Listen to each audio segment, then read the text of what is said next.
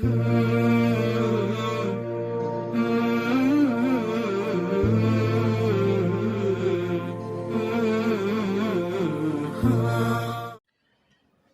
سے متعلق آپ کو حضور پاک علیہ الصلوۃ والسلام کے دو معجزے جو حضرت ابو ہریرہ رضی اللہ تعالیٰ عنہ کے ساتھ پیش آئے وہ بیان کرتے ہیں کہ حضرت ابو ہریرہ رضی اللہ تعالیٰ عنہ بیان کرتے ہیں کہ ایک بار بھوک کی شدت کی وجہ سے میں حضور پاک علیہ الصلوۃ والسلام کے پاس تشریف لایا تو نظر کوئی نہ آیا، تو مجھے حضرت ابوبکر صدیق رضی اللہ تعالیٰ عنہ راستے میں سے گزرتے ہوئے نظر آئے۔ میں نے ان سے ویسے ہی سوال کیا کہ شاید میرے سوال سے وہ میری کیفیت کا اور میری تکلیف کا یا میری بھوک کی شدت کا اندازہ لگا لیں، لیکن حضرت ابوبکر صدیق رضی اللہ تعالیٰ عنہ نے سوال کا جواب تو دیا لیکن میری کیفیت کو نہ سمجھ سکے۔ خیر تھوڑی دیر کے بعد جو ہے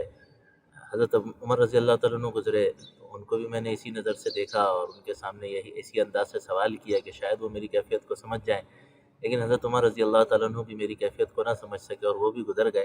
اور ممکن ہے کہ یہ دونوں حضرات اس وجہ سے نہ سمجھ سکے ہوں کیونکہ ان دونوں حضرات کے پاس بھی میری طرح ہی کی کیفیت ہو اور میری ہی حالت ہو۔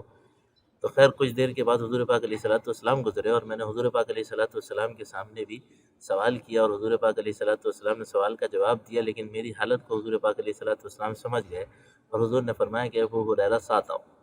اور حضور پاک علیہ الصلوۃ والسلام مجھے اپنے ساتھ لے گئے۔ حضور پاک علیہ الصلوۃ والسلام گھر تک پہنچے، حضور گھر میں داخل ہوئے، میں باہر دروازے پہ کھڑا رہا، حضور سے اجازت چاہی، حضور نے اندر بلایا اور اندر بلا کے دیکھا تو حضور پاک علیہ الصلوۃ والسلام کے گھر کے اندر ایک پیالہ تھا، ایک کٹورا تھا جس کے اندر دودھ موجود تھا۔ مجھے کچھ امید لگی کہ چلو یہ دودھ اتنا ہے کہ اگر میں یہ پی لوں گا تو میرا ایک دن اور رات جو ہے وہ آسانی کے ساتھ گزر جائے گی۔ تو میں بھی انہی سوچوں میں تھا تو حضور پاک علیہ الصلوۃ والسلام نے فرمایا کہ اے ابو ہریرہ جاؤ اصحاب صفہ کو بلا کے لے آؤ۔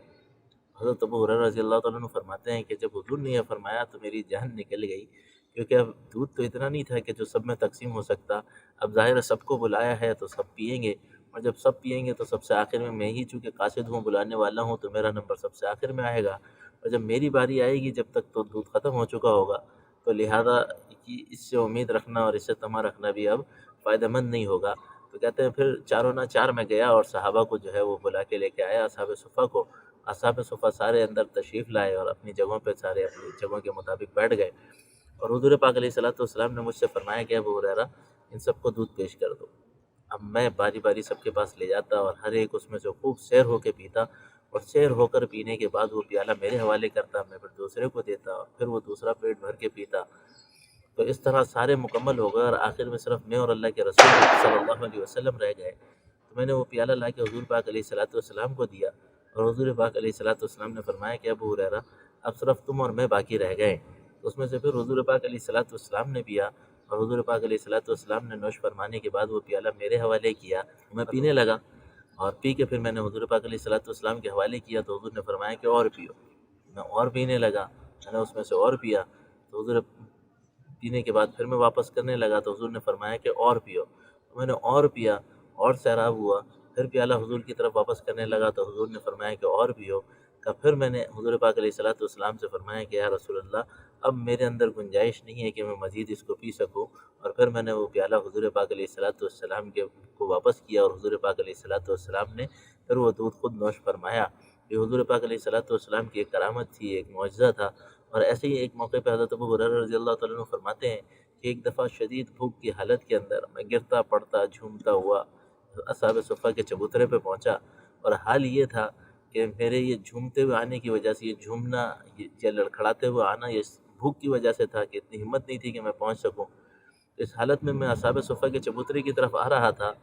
تو راستے میں بچے مجھے دیکھ کے مجنون کہنے لگے کہ ابو ہریرہ مجنون ہو گیا، اور میرے اندر اتنی بھی سخت نہ تھی کہ میں ان بچوں کو جواب دے سکتا کہ میں مجنون نہیں ہوں بلکہ بھوک سے میرا یہ حال ہے۔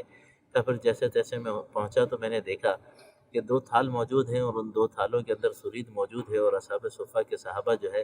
وہ اس کو سرید کو کھا رہے ہیں، حضور پاک علیہ الصلوۃ والسلام ان کو کھلا رہے ہیں۔ تو میں قریب آ کر بیٹھ گیا، نظریں میری نیچے تھیں، اور اس امید میں تھا کہ اب حضور پاک علیہ الصلوۃ والسلام بھی مجھے آواز دے کر بلا لیں تاکہ میں کچھ کھا سکوں اس میں سے۔ تو میں نے پھر حضور پاک علیہ الصلوۃ والسلام نے مجھے دیکھا، مجھے قریب بلایا، لیکن جب میں قریب گیا تو میں نے دیکھا کہ دونوں تھال خالی ہو چکے تھے، دونوں تھالوں میں کچھ نہ تھا،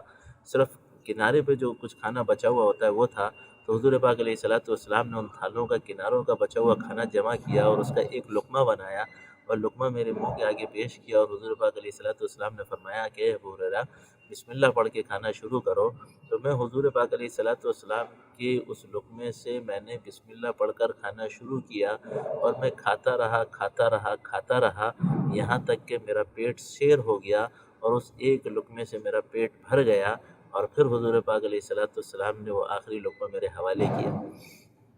وہی حضور پاک علیہ الصلوۃ والسلام کی کرامت تھی، یہ حضور پاک علیہ الصلوۃ والسلام